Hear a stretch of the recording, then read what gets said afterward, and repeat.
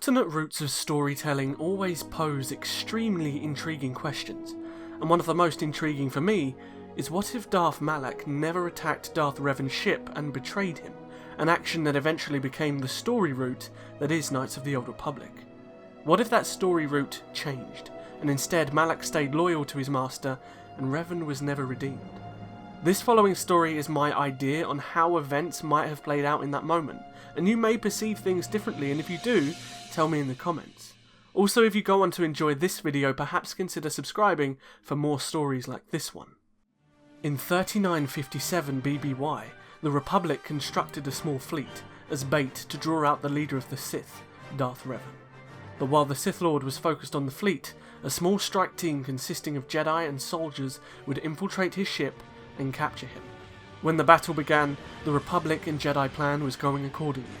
Revan and Malak, his apprentice, were split, leading their own capital ships in the ongoing skirmish, allowing the young Jedi Bastila Shan and her strike team to get on board.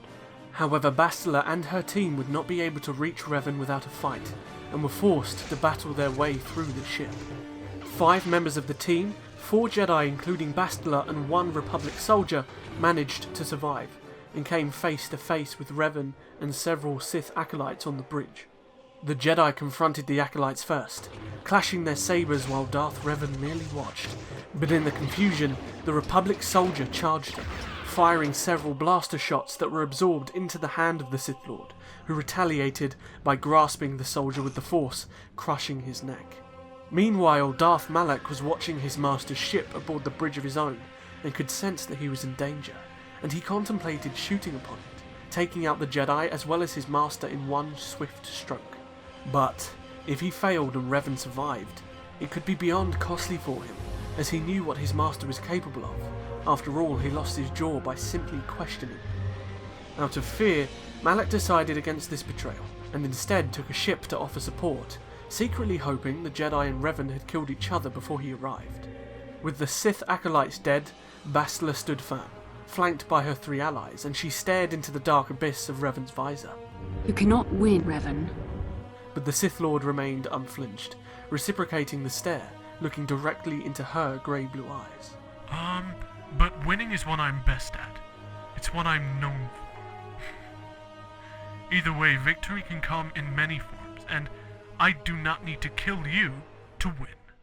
The Sith Lord waved his hand and finally ignited his crimson-red blade, repositioning himself, now battle-ready.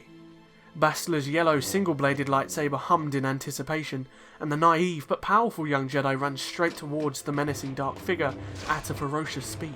She employed an aggressive form against the Sith Lord, hoping to overpower him quickly, and the lightsabers clashed, resulting in flashes of light that resembled fire.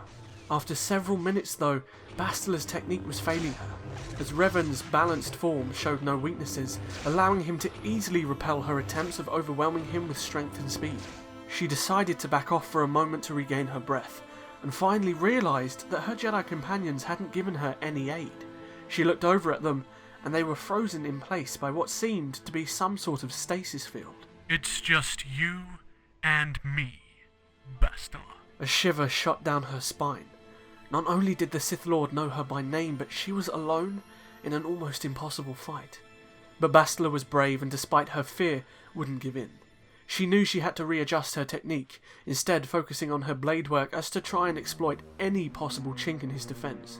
She stood firm once more and let Revan approach her first, and he did, slowly.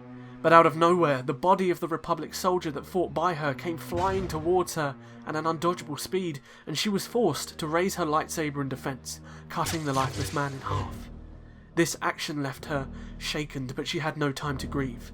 The Dark Lord drove his lightsaber towards her, and the agile Jedi rolled to avoid the blade, and as she stood she tried to recompose herself, but Revan's whole demeanour had changed. She felt an intensity, an aggression beaming off of him that was lacking a few minutes before. Revan steamrolled towards her again, and all Bastila could do was defend. The strength behind each of his swings caused Bastila's wrists to twitch in pain each time, but she was determined to hold true to her defence. However, surprisingly, the door to the bridge opened, and Darth Malak stood within the frame. Revan's attention was completely diverted, and his focus on Bastila for a moment was gone. She used this to her advantage, launching a fast upward slash that connected to the Sith Lord's face. The 3 Jedi standing behind her were all freed from the stasis field that Revan was maintaining, and ignited their lightsabers. Revan turned his head and looked straight towards Bastila. A gash in his now damaged mask allowed their eyes for the first time to connect, and she could finally see the yellowed corruption of them. But this was Revan's fight with Bastila, and it had been interrupted. He whispered to himself, "You stupid fool." And then, in a sudden fit of rage, Revan grabbed her with the Force and threw her into the wall, dazing her completely. He reignited his lightsaber and charged towards the 3 Jedi huddled in the middle of the room. Malak on the other side did the same, and 1 Jedi engaged the Sith apprentice while the other 2 tried to fight back the Master. Bastila laid on the floor and watched in confusion, as she struggled to regain her focus, but the battle was intense. The 3 Jedi were all extremely skilled, but the might and power of the Sith Lords who were bringing down the Republic piece by piece was too much for them. As the green, purple and red blades all connected, the flashes of light did Bastila's confusion no favours, and the first Jedi fell, being impaled through the heart by Revan after a mere few minutes, and the second Jedi facing him stood in sheer fear as Revan picked up the purple lightsaber of his fallen sister. Now armed with 2 lightsabers, Revan pressed the attack just as Malak struck down his own opponent, and the last of the 3 Jedi backed towards the bridge door, hoping to find a way to escape. Meanwhile, Bastila had regained her strength and thought that if she focused her battle meditation for her Jedi companion, perhaps he could outmatch the 2 Sith Lords.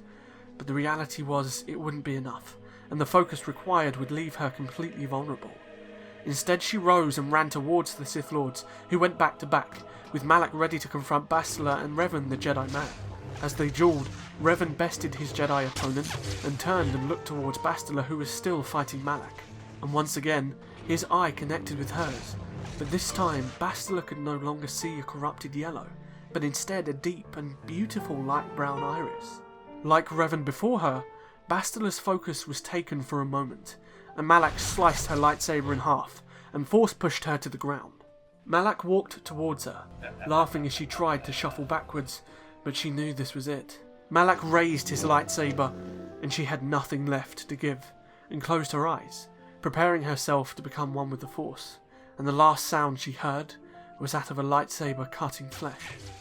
That was, until she opened her eyes to see Malak's saber still raised and his face twitching with the expression of shock. Malak's head slid off his broad shoulders, crashing to the floor, and Revan stood there, his lightsabers still ignited but looking away from the scene. He was my best friend, my brother, but he was a fool who lost sight of everything we planned 5 years ago, and because of that, he was too great a threat. Bastila rose, confused but feeling something different. Her will was broken, her emotions were running wild, and this was the perfect opportunity for Revan to influence Bastila into seeing his vision. Although Revan didn't possess the strange influencing skill of his former friend Mitra Surik, he had charisma and a passion to his words.